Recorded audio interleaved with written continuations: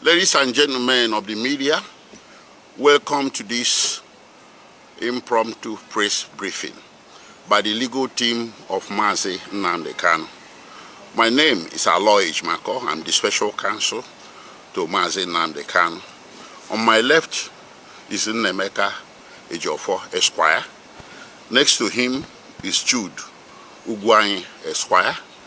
Next to him is Chidiebere Nwodo Esquire.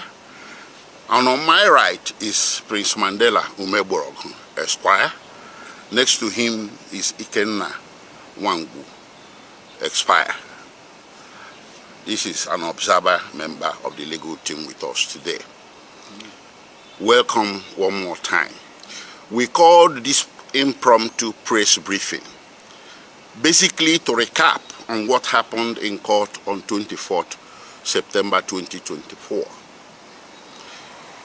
What happened is an exemplar of a defendant exercising his right under the Constitution when he loses confidence in the court before whom he has been brought to trial. It is nothing extraordinary.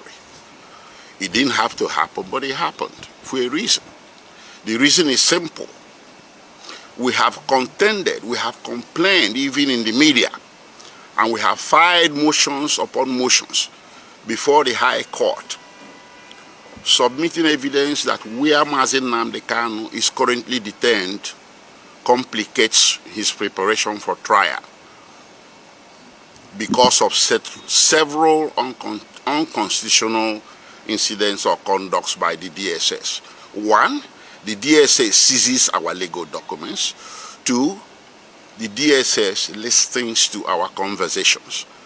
These things led to an extraordinary court order by the former Federal High Court judge handling this case that we be provided a clean room free from secret listening devices in order to be effective in preparing him for trial confidentially. That clean room was not provided, and the DSS continued to interdict our documents each time we go there.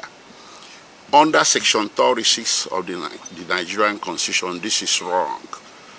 A defendant is entitled, as of constitutional right, to the adequate facility to prepare his defense, and to interact with his counsel in an atmosphere of confidentiality free from any interference whatsoever.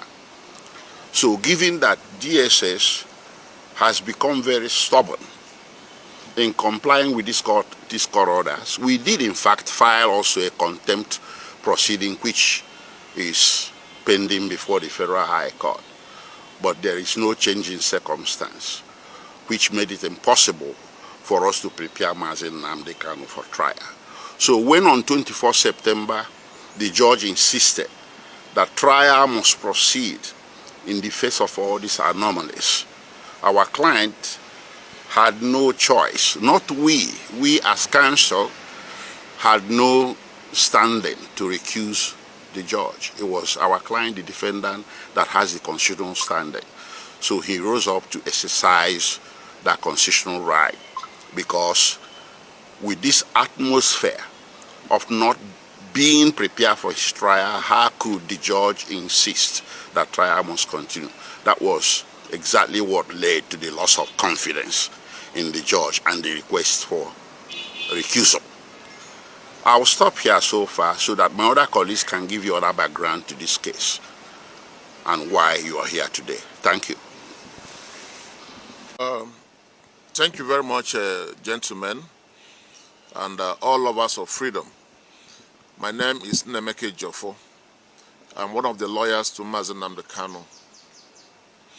A lot of people have been asking questions as to what happened in court in September 24th, 2024. And some people, including those in government cycle, tend to see it as a sign of disrespect to the judge and to the judiciary. We must clear the air.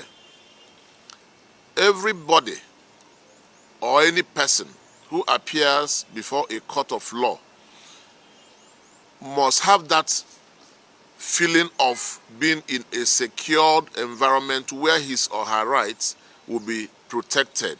And not just protected, will be seen to being protected.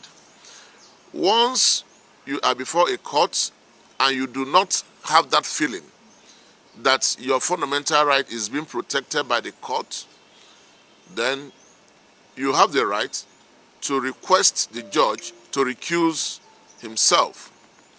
And this can happen for so many reasons. There are reasons why MAZI NNAMDI KANU had to take that very tough option of asking the judge to recuse herself. One of which is that MAZI NNAMDI KANU believed that the judge was respectful to the Supreme Court's judgment or decision that his bail be restored. MAZI NNAMDI KANU felt if a federal high court judge does not respect the decision of the Supreme Court, then there is no need standing trial before such a judge. Be that as it may, we feel the need to enlighten the public and to let everybody know that it was not an act of disrespect whatsoever to the Honorable Learned Justice Binta Inyako. She remains a very sound judge, an astute judge, and a judge we all love to appear before. Thank you very much. Yeah, good afternoon, sir, to all of us. My name is Jude Ugwai. I'm one of the lawyers to MAZI NNAMDI KANU, and I hail from Enugu State, Enugu in particular. The one thing I am so particular about is the issue of insecurity in the southeast.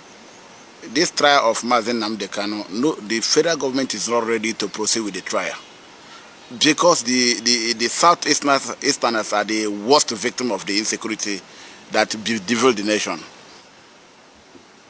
I did say that my name is Jude Ugwai. I've lost a brother who was in final year, Faculty of Law, to this insecurity. And one wonders, okay, what is the interest of federal government in not being open to trial? Each time we go to court, they will say they are ready for trial. But you cannot be ready for trial when the atmosphere you create is not sufficient or conducive for the defendant to properly conduct the defense. Now, as a result of this insecurity, I cannot even travel to my village. And then instead of giving us the atmosphere for a conducive trial, they are insisting on trial, whereas our client is handicapped. And when we see that that is not a fair trial, we say, please give us time, we think we to do the needful. And they said it is impossible. That was why MAZI NNAMDI KANU insisted that this trial cannot go on. Because if the federal government should consider the insecurity in the southeast, and being aware that their primary responsibility is to secure the life and property of the citizens, they should allow this man either bail or give him enough room to discuss with his lawyers so as to effectively defend himself. So in the absence of all these things, I think, in my view, that MAZI NNAMDI KANU was right to say, I need another judge. MAZI NNAMDI KANU never said, I need a particular judge. He said, I do not want to subject myself to this particular judge, but any other judge of the High Court is okay. That is what we see, and that is what we take. And any other judge they give us, we are ready to go with the trial, provided we foresee non-bias and impartiality. Thank you.